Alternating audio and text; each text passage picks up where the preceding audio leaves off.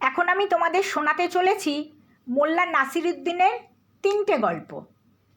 প্রথম গল্পটার নাম রুটির অর্থ কী। নাসিরুদ্দিন সাহেব প্রতিদিন বাজারের মধ্যে একটা বেশ উঁচু জায়গায় দাঁড়িয়ে বলতেন, ভাই সব, যারা নিজেদের বিদ্বান ভাবে আসলে তারা এক একটা আস্ত বোকা, তারা কিছুই জানে না, কিন্তু মুখে বলে আমরা সব জানতা। এইভাবে প্রতিদিনই একই কথা বক্তৃতা করতেন। মোল্লার এই কথা শুনে দেশের জ্ঞানীগুণীরা সকলে একেবারে ক্ষেপে লাল। তাদের মধ্যে 7জন বিজ্ঞ পণ্ডিত মোল্লাকে ধরে নিয়ে গিয়ে বাদশার কাছে হাজির করলেন, বাদশা যাতে এর একটা বিহিত করেন। দস্তুর মতো পাকড়াও করে নিয়ে যাওয়া হলো মোল্লাকে। যাওয়ার সময় মোল্লা সাহেব মুখে কিছু বললেন না, কোনো ওজর আপত্তি না তুলে বাদশার দরবারে গিয়ে হাজির হলেন। হুজুর, এই ব্যক্তি অতি বেয়াদব, সারা দেশে আমাদের সকলের নামে বদনাম করে বেড়াচ্ছে, এর এখনই শাস্তি হওয়া উচিত। আপনার কাছে ধরে এনেছি সুবিচারের আশায়। তারা সমস্বরে নালিশ করলেন। বাদশা নাসিরুদ্দিনকে জিজ্ঞেস করলেন, কি ব্যাপার মোল্লা সাহেব, এদের অভিযোগ কি সত্যি? তোমার কিছু বলার আছে? হুজুর মালিক, এদের অভিযোগ যেমন সত্যি তেমনি আমার বক্তব্যও বিলকুল ঠিক। তা সেটা আপনার সামনে এখনই প্রমাণ হয়ে যাবে। এদের 7জনকে এখনই কাগজ কলম দেওয়ার হুকুম দিন।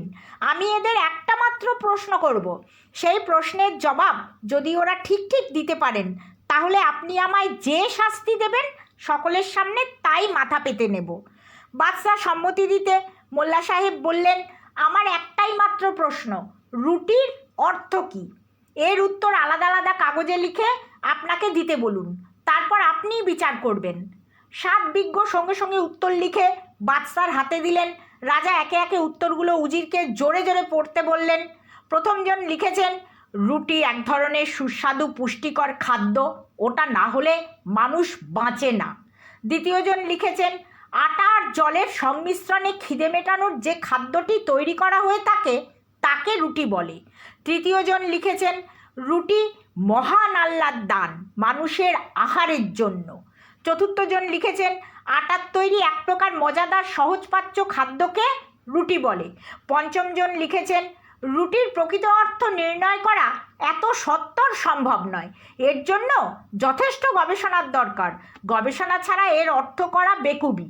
ষষ্ঠজন লিখেছেন, রুটির অর্থ এখন করতে গেলে আগে জানা বিশেষ প্রয়োজন, কোন প্রকারের রুটির কথা এখানে বলা হচ্ছে। সপ্তমজন লিখেছেন, রুটির অর্থ একমাত্র মূর্খ ছাড়া সকলের জানার কথা, যে রুটির ঘরে ঘরে আদর, মূর্খকে কি বলে জানাবো?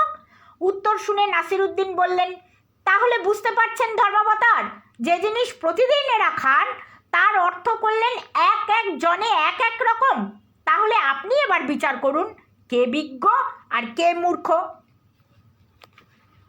এবার দ্বিতীয় যে গল্পটা বলতে চলেছি তোমাদের, তার নাম হলো রাজহাঁস।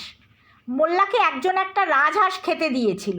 মোল্লা ভাবলেন রাজহাঁসটা ভেজে বাদশাকে ভেট দিলে তিনি খুব খুশি হবেন। এই ভেবে মোল্লা সেটিকে আস্ত ভেজে হাতে ঝুলিয়ে প্রাসাদের উদ্দেশ্যে রওনা দিলেন। পথে যেতে যেতে রাজহাঁসটার ওপর তার খুব লোভ হলো। তিনি একটা গাছের তলায় বসে তার একখানা ঠ্যাং খুলে খেয়ে ফেললেন। বাদশা রাজহাঁসটা হাতে পেয়ে দেখলেন তার একটা ঠ্যাং নেই। তখন তিনি প্রশ্ন তুললেন, সে কি হুজুর, রাজহাঁসের তো একটাই ঠ্যাং হয়। তখন প্রাসাদের বাইরে সরোবরে রাজহাঁসগুলো এক ঠ্যাঙে দাঁড়িয়ে মাছ ধরছিল।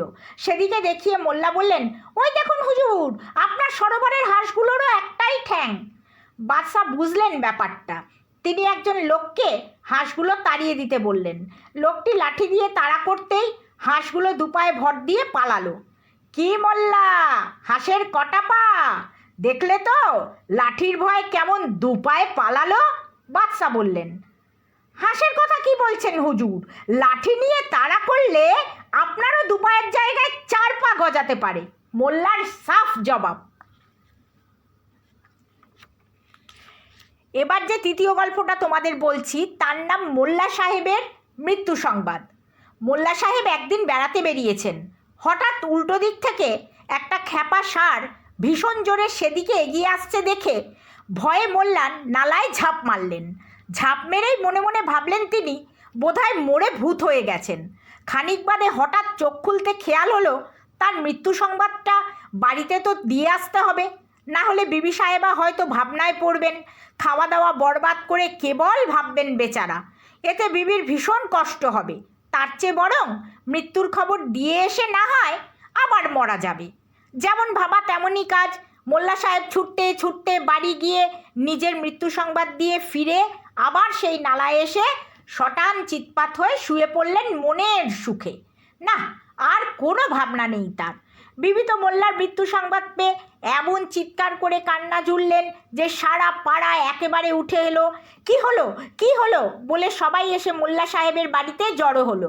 প্রতিবেশীরা সবাই সান্ত্বনা দিতে দিতে মোল্লার বউকে জিজ্ঞেস করলেন, হঠাৎ মোল্লার মৃত্যু কিভাবে হলো, কখন হলো, আর কেই বা খবর দিল যে তিনি মারা গেছেন?